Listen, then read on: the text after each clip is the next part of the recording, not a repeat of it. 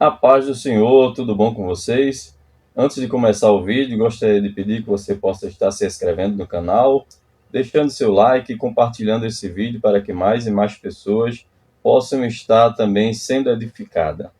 E o tema do vídeo de hoje é Evangelho segundo Mateus e as suas subdivisões. Evangelho segundo Mateus. Em primeiro lugar, gostaria de deixar claro que não é minha intenção trazer uma análise técnica do livro de Mateus, trazendo detalhes do ano que foi escrita, quem era Mateus, onde vivia, de que se alimentava. Na verdade, esse vídeo ele tem a intenção de trazer uma análise prática do livro e a minha visão como leitor do livro, porque a intenção desse vídeo é fazer com que você também tenha o desejo de ler o Evangelho de Mateus e extrair cada um dos subtópicos e subpontos que eu citei aqui, porque com certeza vai ser muito edificante para a sua vida. Eu tenho observado no livro de Mateus que Mateus, embora seja Novo Testamento, nós vemos uma dificuldade muito grande na maioria das pessoas de interpretarem os evangelhos, porque na verdade os evangelhos, Mateus, Marcos, Lucas, João, é um evangelho onde ele traz a transição do Velho Testamento para o Novo Testamento. Então, nós precisamos ler Mateus com a ideia de que foi um livro escrito dentro de uma comunidade judaica e muito do que se vivia no Evangelho de Mateus fazia parte do dia a dia daquela comunidade judaica.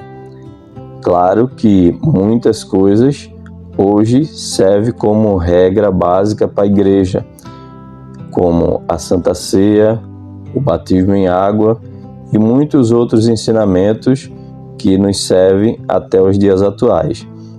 Mas lendo Mateus, sabendo que a igreja é instituída a partir de Atos, a partir da descida do Espírito Santo, e muito do que é regra de fé e prática para nós nos dias atuais está bem explicadinho nas cartas de Paulo.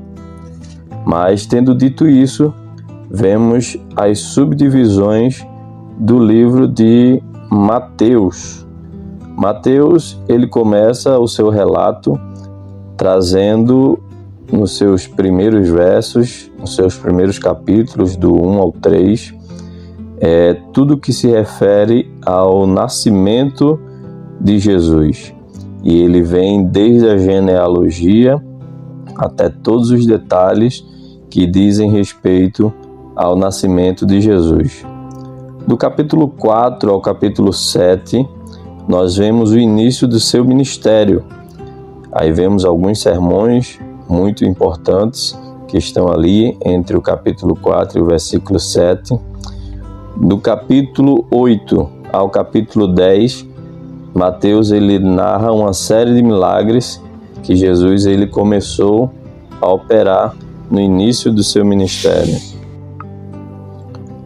Do capítulo 10 ao capítulo 11, nós vemos ensinos sobre evangelismo, sobre perseguições. Jesus já preparava os discípulos para o que eles haveriam de passar. No capítulo 12, nós vemos também o ensino sobre o sábado. A perspectiva que Jesus traz do sábado era bem diferente da perspectiva ensinada pelos líderes religiosos da época. Aí vemos também no capítulo 12 alguns milagres e vemos começar as primeiras pressões dos líderes religiosos contra a pessoa e o ministério de Jesus. No capítulo 13, nós vemos uma seção com várias parábolas. No capítulo 14, nós destacamos a morte de João Batista. No capítulo 14 ao 18, nós vemos acontecer os milagres que eu chamo dos milagres espantosos. Os milagres, claro que todos os milagres operados por Jesus causavam espanto, mas nós vemos o impacto de alguns milagres que Jesus fez naquela população, ela causava um espanto ainda maior. E essa série, para mim, ela se encontra do capítulo 14 ao capítulo 18, que é onde nós vemos a multiplicação dos pães, nós vemos Jesus andando sobre as águas, Jesus acalmando a tempestade, nós vemos a transfiguração, e nós vemos que quando Jesus ele se mostra superior à natureza, superior a uma tempestade, superior à lei da gravidade, aquilo causa um espanto terrível naquelas pessoas que puderam presenciar isso, mais até do que ver um paralítico andando, um mudo falando, e nós percebemos o espanto daquelas pessoas em saber que Jesus, o Filho de Deus, era poderoso o suficiente para dizer ao vento, cala-te, e ao mar, acalma-te. No capítulo 19, Jesus nos aperta acerca do divórcio e sobre as riquezas. Nós vemos que é um capítulo dificílimo, que até hoje existe muita discussão acerca do que pode, do que não pode, do que deve, do que se não deve, acerca do divórcio. E acerca também das riquezas, né? Se pode, se não pode, teologia da prosperidade e por aí vai. No capítulo 20, Jesus anuncia novamente a sua morte. Ele já tinha falado aos seus discípulos, aos seus seguidores, que ele haveria de morrer, haveria de ser sepultado, haveria de ressuscitar ao terceiro dia. E no capítulo 20, pela terceira vez, Jesus fala novamente deste mesmo assunto, preparando o seu público, os seus discípulos, para o que haveria de acontecer. No capítulo 21, nós vemos a entrada triunfal em Jerusalém, onde Jesus é ovacionado por aquela multidão e gritavam hosanas ao nosso Rei. No capítulo 22 e 23, Jesus ele começa a conversar com alguns líderes religiosos que tentavam lhe pressionar, que tentavam lhe persuadir a cair em algum delito, e Jesus usa de uma sabedoria tremenda e ele consegue reverter aquela situação e ele dá um nó na cabeça daqueles líderes religiosos e ele consegue sair daquela situação e deixar aqueles líderes tudo abismado com tanta sabedoria. Sabemos que ele já tinha feito isso na sua infância, mas agora ele faz isso como um verdadeiro rabino, e ensinando no meio daqueles líderes religiosos e deixando pessoas importantes, líderes de sinagoga, sem saber o que falar.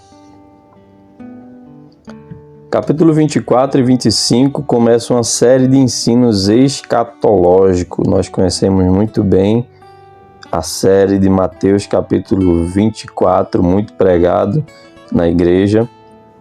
É onde inicia aquela série escatológica a partir de uma pergunta dos discípulos, quando eles perguntam: quando vai acontecer isso e que sinal haverá da tua vinda e do fim do mundo? E Jesus ele traz essa resposta nos capítulos seguintes. Você começa a ler no capítulo 24 e a partir do capítulo 25 Jesus ele vai respondendo essas perguntas que foram feitas a ele. Essa mesma série escatológica, ela finaliza com o juízo final. No capítulo 25, você pode ler o versículo 31, 32, 34, 41 e 46.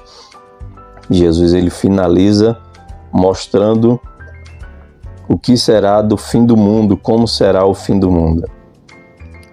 No capítulo 26 e 27, temos a última ceia, a prisão e a crucificação de Jesus. Essa também é uma parte muito importante do livro de Mateus, porque para isso Jesus ele veio ao mundo, para ser preso, ser crucificado e morrer pelos nossos pecados na cruz do Calvário.